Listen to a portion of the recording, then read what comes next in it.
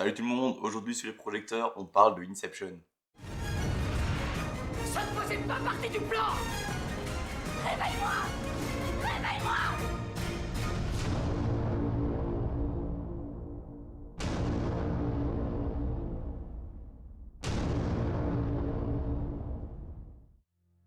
Christopher Nolan, sont l'un des réalisateurs les plus tordus de l'histoire du grand écran. Le Britannique, qui à l'aube de ses 53 ans est déjà connu de tous, a su rapidement imposer son style particulier à Hollywood, notamment en nous délivrant des œuvres qui font énormément réfléchir, des œuvres où un seul visionnage ne peut des fois pas suffire à la compréhension totale de l'histoire, mais surtout des œuvres marquées de son empreinte, de sa vision bien à lui. Des plans cadrés à la perfection, avec très peu de profondeur de champ, en respectant toujours une certaine géométrie, un montage malin pour nous faire voyager avec les personnages, peu de fond vert et des films réalisés avec des moyens hors du commun.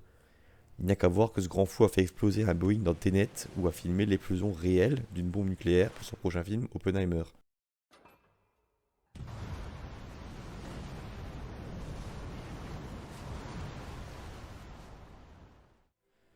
Des choses difficiles à croire tant ça paraît fou, mais pourtant Nolan l'a fait et grâce à ça, ce dernier continue de bâtir une légende autour de son nom. Chez lui, rien n'est laissé au hasard, tout est millimétré et un peu à la manière de David Fincher, si une scène ne lui plaît pas, il retournera cette dernière encore et encore. Je vois un peu Nolan comme un réalisateur venant du futur. Il me passionne vraiment et je le trouve vraiment en avance sur son temps. Un autre point fort et essentiel du réalisateur, c'est son pool d'acteurs.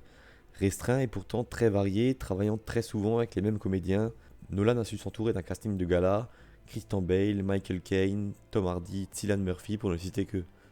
Et s'il travaille très souvent avec les mêmes personnes devant la caméra, derrière celle-ci, il n'en fait pas moins. Toujours accompagné de sa femme, il bosse très souvent avec la même équipe, créant une synergie non négligeable, notamment la musique où ses collaborations avec Ludwig Göransson et surtout Hans Zimmer sont partie essentielle et unique des œuvres du Britannique. Prenez tous les points qu'on vient de citer, mélangez-les et vous obtiendrez des films marquants, tantôt par la dure vérité poétique de ses œuvres, comme dans Dunkerque ou Interstellar, tantôt par des films qui font énormément réfléchir, à savoir Memento ou encore Tenet. Nolan nous a quand même offert la trilogie Batman The Dark Knight, qui est pour sûr l'une des meilleures, voire la meilleure trilogie super-héroïque de l'histoire du cinéma. Enfin, vous l'avez compris, ce gars-là, il sait absolument tout faire. Et dans tout ça, je ne vous ai même pas encore parlé des films à twist, parce qu'avec Nolan, on tient ici un maître en la matière. Le Prestige est mon film préféré du réalisateur, et son twist final fait partie des plus grands moments que j'ai pu vivre devant un écran, tant il m'a laissé bouche bée. Ceux qui l'ont vu savent très bien de quoi je veux parler. Mais hormis le Prestige, un film en particulier a révélé le style de Nolan au monde entier.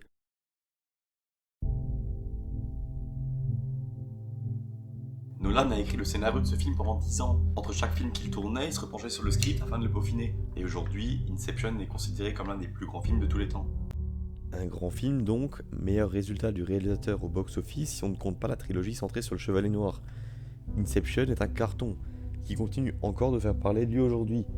Mais avant de vous expliquer pourquoi, laissez-moi vous présenter le contexte du film et pour cela je vous invite à vous asseoir confortablement, préparer un médicament pour les maux de tête et vous concentrer parce que Inception est un des films les plus difficiles à suivre que j'ai pu voir. Allez, bon bah quand faut y aller, faut y aller.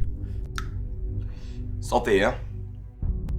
Dominic Cobb est un cambrioleur, enfin pas vraiment comme les autres. Lui, il cambriole les rêves des gens, plus précisément leur subconscient sans que la victime ne s'en aperçoive vraiment. L'extraction d'une information depuis un rêve est simple, mais l'injection d'une idée dans le subconscient de la victime, aussi appelée une inception, c'est bien plus compliqué. Pour retrouver ses enfants, Cobb doit réaliser une inception sur Robert Fisher, afin de démanteler la société de son père et obtenir le droit de rentrer chez lui aux États-Unis. Vous me suivez? Parce que là, c'est quand même encore une partie simple du film, quoi. Le film se veut vraiment poussé, tout comme l'idée de l'inception. On parle ici de rêves imbriqués dans d'autres rêves, avec différentes strates, dont il est toujours plus dur de revenir. Mais ça tombe bien, ici on n'aura pas besoin de pousser l'explication aussi loin.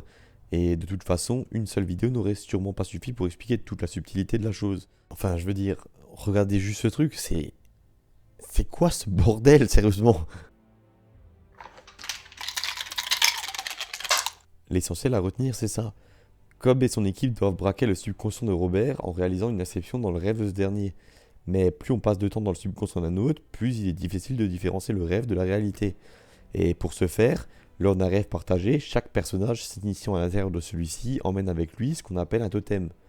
Un petit objet qui peut être visuellement commun, mais dont les propriétés physiques sont modifiées. Ainsi, son possesseur peut faire la différence entre la réalité, ses propres rêves et les rêves d'un autre. Cobb possède le totem de sa femme, une petite toupie qui, si elle est lancée dans un rêve, tourne indéfiniment sans jamais tomber. J'ai vraiment essayé de faire au plus simple, et j'espère avoir été compréhensible.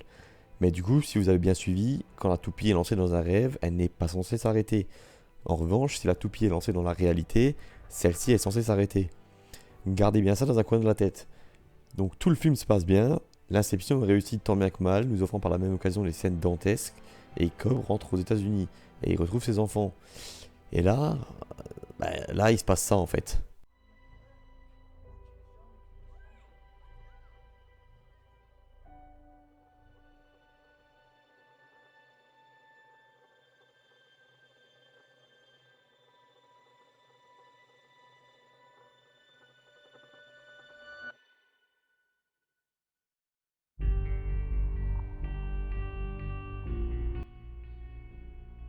Alors, rêve ou réalité? Sans déconner, cette fin est intemporelle, et à chaque fois que je la vois, elle me donne les frissons. Ça, c'est vraiment du Nolan tout craché. En une seconde, le mec pond le plus gros plot twist de l'histoire du cinéma, quoi. Un mystère qui sera analysé sous tous ses angles, et par des milliers de personnes depuis la sortie du film en 2010. Et ce qui est passionnant, c'est que des réponses on en a, tout au long du film même. Mais ce faisant, nous ouvrons encore la porte à d'autres mystères par la même occasion. Laissez-moi vous expliquer. Comme je vous l'ai dit, la toupie était le totem de Mal, la femme de Cobb, qui a un jour perdu le sens de la réalité, pensant être en train de rêver, cette dernière s'est suicidée, croyant ainsi revenir à sa vision de la réalité. Sauf que ça ne peut pas marcher. Arthur nous explique dans le film qu'un totem est bien propre à chaque personne, et que personne d'autre ne pourra l'utiliser. Après plusieurs revisionnages du film, les fans ont pu apercevoir la bague de Cobb, qui serait en fait son alliance, et qui lui servirait de totem. Quand il est dans un rêve, celle-ci apparaît à son doigt, ce dernier n'ayant pas encore fait le deuil de sa femme, alors que dans la réalité, il ne porte pas son alliance. Nolan, petit malin qu'il est, a l'intelligence de filmer d'une telle manière à cacher sa main la plupart du temps, notamment en lui faisant porter un gant, nous laissant entreapercevoir celle-ci très peu souvent. Mais en regardant bien, à la fin du film, juste avant de retrouver ses enfants, on peut voir que Cobb ne porte pas d'alliance, alors qu'il donne son passeport à un agent de sécurité, signifiant donc que la scène se passe bien dans la réalité. Mais c'est là que ma théorie préférée arrive. Et je vais vous l'expliquer très simplement par le biais d'une question. Christopher Nolan aurait-il réalisé une inception sur nous, téléspectateurs? Je m'explique. Mal, la femme de Cobb s'est donné la mort, n'arrivant plus à différencier le rêve de la réalité. Mais est-ce qu'à la fin du film, ça ne serait pas aussi le cas pour Cobb? Et surtout pour nous. Nous ne savons pas si la toupie va s'arrêter ou non. Et nous sommes tout autant perdus que Cobb à ce moment-là. Rêve ou réalité? 10 ans plus tard, nous sommes toujours encore dans la même situation. Toujours encore dans le doute. Dans le film, l'équipe utilise la musique d'Edith Piaf, Non, je ne regrette rien, pour prévenir d'un réveil imminent et donc de la fin d'un rêve. Et quand Cobb se réveille après l'inception, nous pouvons entendre la musique Time de Hans Zimmer, qui a été travaillée par le compositeur, tenez-vous bien, à partir de Non, je ne regrette rien d'Edith Piaf. Nolan nous indiquerait peut-être ici, à nous téléspectateurs, que la fin du rêve serait imminente, et que quand le film touche à sa fin, nous nous réveillons avec une idée implantée dans la tête. Nolan aurait-il réalisé une inception sur nous alors que nous étions plongés dans le film? Ça paraît complètement fou, je sais, c'est même un peu tiré par les cheveux, mais en vrai quand on regarde, ça se tient. Et connaissant le bougre, ça m'étonnerait même pas qu'une idée pareille lui ait traversé la tête. Grâce à toutes ces questions, le film continue de vivre et faire parler. Des gens choisissent de croire la théorie de l'Alliance alors que d'autres non, pensant qu'il y a forcément quelque chose d'autre. Un indice laissé par Nolan, par exemple, et qui n'aurait toujours pas été remarqué plus de 10 ans après la sortie du film. Mais pour le réalisateur et les studios pendant ce temps-là, c'est mission accomplie. Le film continue d'être visionné et passé au peigne fin. Et puis après tout, voilà le but d'une telle œuvre, savoir se rendre intemporel. Personnellement, j'adore Inception, et je crois dur comme fer en ces deux théories que je viens de vous citer. Mais finalement, croire c'est une chose, comme croire ou non que la toupie continue de tourner après le générique de fin. Mais le seul à vraiment savoir, à vraiment avoir la réponse, c'est celui qui contrôle le rêve. Le seul à vraiment savoir, c'est Christopher Nolan. Je sais, ce sont des théories vraiment poussées, mais il fallait vraiment que je vous en parle. Elles ont des bases solides et je les trouve passionnantes. Inception, c'est un peu ce film de fou maîtrisé à la perfection, mais qui trace jamais ton arrière-pensée. Et je pense vraiment que ce film doit garder une part de ce mysticisme. J'espère que Nolan ne nous expliquera jamais parce que ces mystères sont vraiment une part indissociable d'Inception. J'ai passé pas mal de temps à rédiger cette vidéo, et ce n'était pas simple. Alors si ça vous a plu, je vous invite à liker et à vous abonner si ce n'est pas déjà fait. N'oubliez pas non plus la petite cloche pour savoir dès qu'une nouvelle vidéo va sortir. Et moi je vous dis à très bientôt sous les projecteurs pour une nouvelle vidéo. Ciao tout le monde, peace!